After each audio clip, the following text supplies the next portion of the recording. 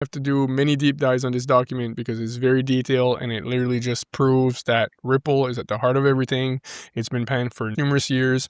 This document clearly shows that the Bank for International Settlements, which is central banks for all central banks, the IMF, which is the International Monetary Fund, and all their regulators are really been planning, including the G20, have been planning for XRP for many years. They are the ones that are behind Ripple XRP, and this is just a gold document right here. Wait till I show you a bunch of stuff, my friend. Oh my goodness. All right, before we get started, please like and subscribe. It really helps the channel. And thank you so much for all the love that you have been showing me in the comments. I really appreciate it. It's so you.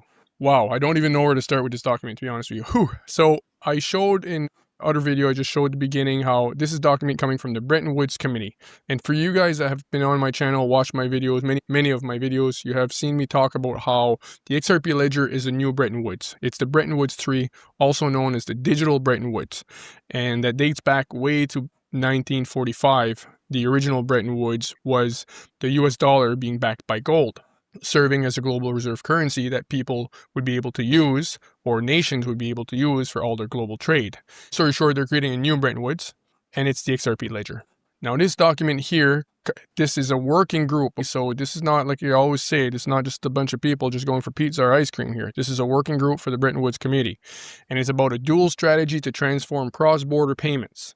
A publication from the Bretton Woods Committee's Multilateral Reform Working Group. Again, it's a working group. And so they talk about the problem with cross-border payments.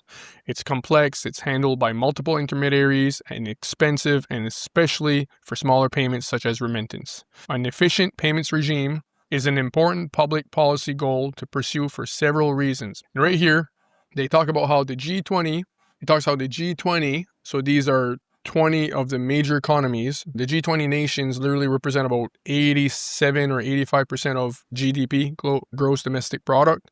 And they're saying here that the G20 made a commitment in 2020 to reduce the cost and increase speed, transparency, and access of such transactions, and to make the global payments regime more inclusive by 2027. The Committee on Payments and Markets Infrastructure, the CPMI, and the Financial Stability Board were tasked by the G20 with moving this work forward. So they're telling you here that it's the G20, the Committee on Payments Markets Infrastructure, and the Financial Stability Board, it's their global regulator. They're the ones who call the shots globally.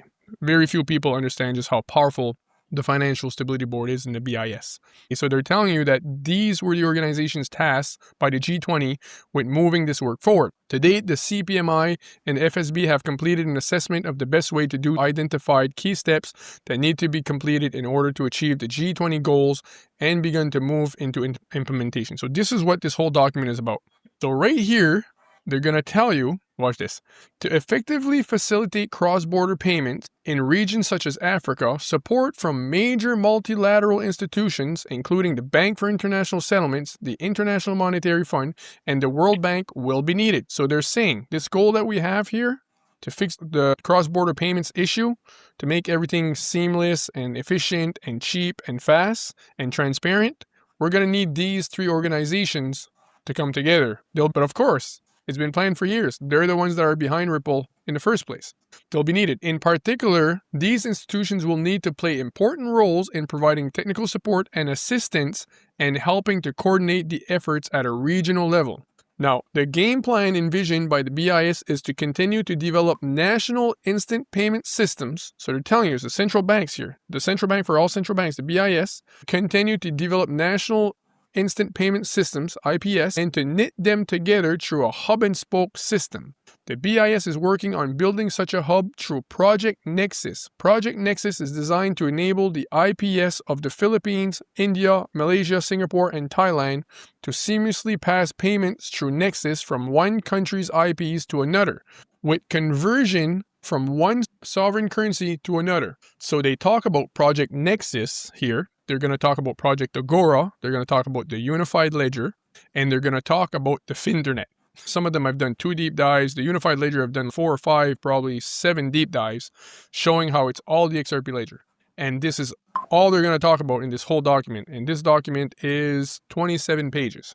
So if you go in my community, Apex Crypto Community, and you go under courses, you go under courses right here and you scroll down and you go to the BIS here, the BIS Innovation Hub projects, the central banks, the mother of all central banks. Right here, you go into this course here. I've done 11 deep dives. I've done one on Project Agora, Project Nexus, Project Mariano, which again is the XRP Ledger.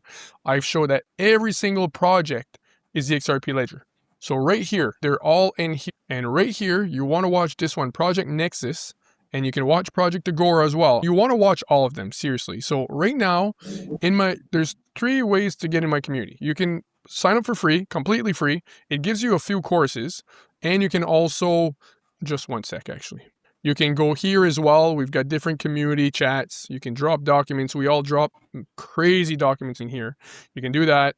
Plus, you can have access to some of the deep dives all organized here, some of them. But if you get the $49 per month, with a 7-day free trial, it gives you access to everything. And with that, you can watch everything. You can watch the deep dives here under the BIS Innovation Hub. And if you have any questions, you go right here, question drop. You drop your questions here and I will answer them. And I'll answer them by recording a message here. I can literally record a message right here. And that's how I'll answer your questions. And then you can join us on the live Q&A session every Monday at 8 p.m. Eastern. You can ask the questions right there. It's a live video.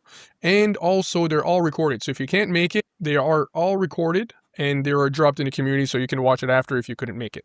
So again, with the premium membership, it's a 7-day free trial. So you can watch everything for 6 days and then cancel if you want. It won't cost you a penny because it doesn't charge you anything for the first 7 days. It's a 7-day free trial. So it would be this course right here, BIS Innovation Hub, Project Agora, Project Nexus, for goodness sakes. And then if you want to see all the proof that it's all the unified ledger, XRP Ledger is a unified ledger, shared ledger, regulated IB network, regulated settlement network.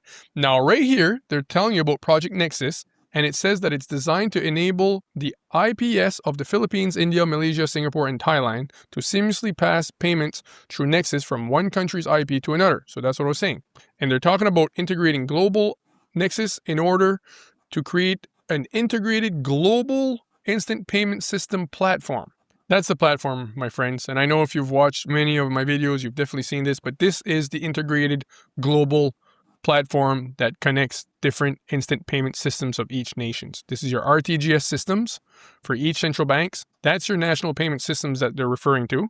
And this is the global RTGS. So this is XRP. And you see how XRP is connected to all of the different national payment systems that they're referring to via ILP. So that's what they're referring to right here, XRP Ledger. And they showed how this project was a hub and spoke system. XRP is in the middle and all the central banks are connected to it. XRP is a hub and spoke model. And I show this in my other deep dives on my community. I show clearly that the hub and spoke model literally is the XRP Ledger. Because many of the projects with the BIS on the BIS Innovation Hub, they're all talking about a hub and spoke model.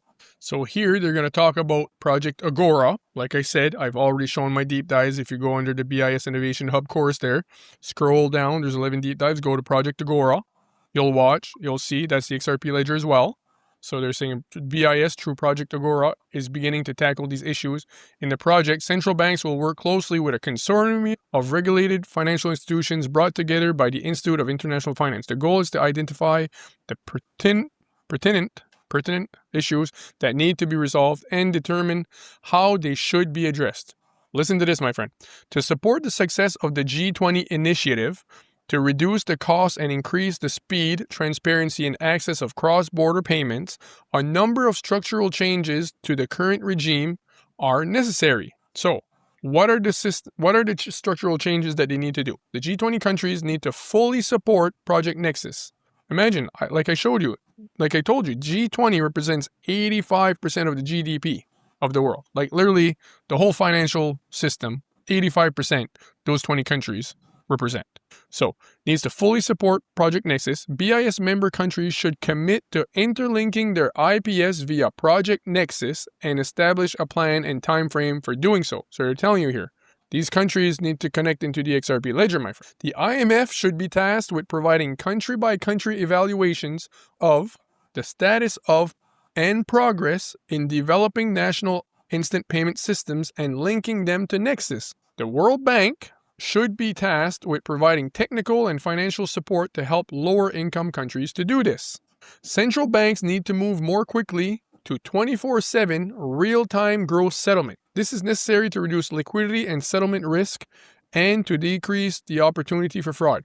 So, as part of this effort, the feasibility and benefits of creating a global financial market clearing and settlement utility should be evaluated. So, what are they looking to do here? They're looking at as if it's feasibility. That's